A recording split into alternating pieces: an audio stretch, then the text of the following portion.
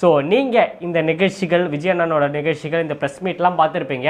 விஜய் நான் அவங்களுக்கு கொடுத்த மாதிரியா கிட்டத்தட்ட ஒரு 40-50 நிமிஷம் நின்று செங்கோட்டையன் அவர்கள் கூட வந்த நிறைய மாவட்ட செயலாளர்கள், வட்ட செயலாளர்கள், அவருக்கு ஆதரித்து வந்தவங்க, அதே மாதிரி திருப்பூரை சேர்ந்த ஒருத்தவங்க எம்பி, அவங்க முன்னாள் எம்பி, அவங்க கூட வந்திருந்தாங்க. அவங்களுக்கும் மரியாதை செலுத்தி நின்று எல்லாருக்குமே மரியாதை செலுத்தி போனாங்க. வந்தவங்க எல்லாருமே செம ஹாப்பிங்க.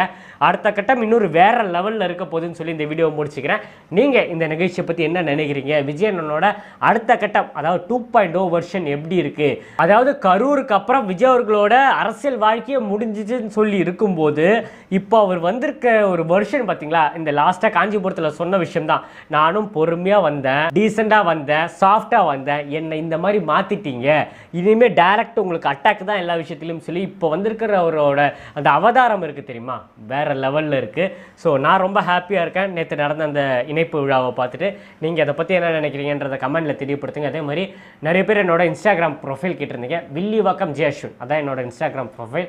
ஃபாலோ பண்ணுங்கள். அங்கேயும் நிறைய வீடியோஸு, ஃபோட்டோஸு, நிறைய விஷயங்கள்லாம் அங்கேயும் நான் ஷேர் பண்ணுறேன்.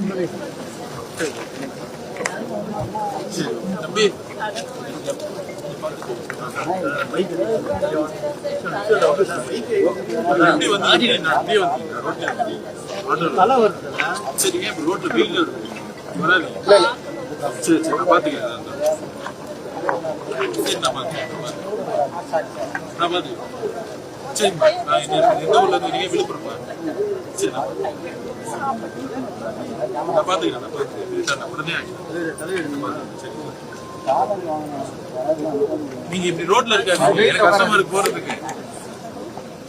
நான் இப்ப நான் ரெடி பண்றேன், கவலைப்படாதீங்க, நான் ரெடி பண்றேன். காலைல உட்காந்து பஸ் ஸ்டாண்ட் போன் நம்பர்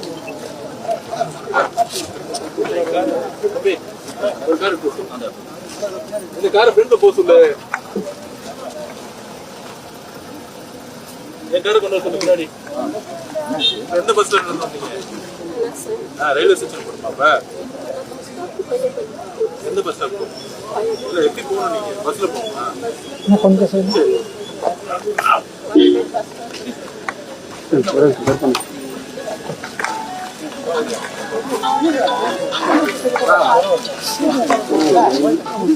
என்னங்கடா ஏன்டா எதுக்குடா கிட்ட போறீங்க?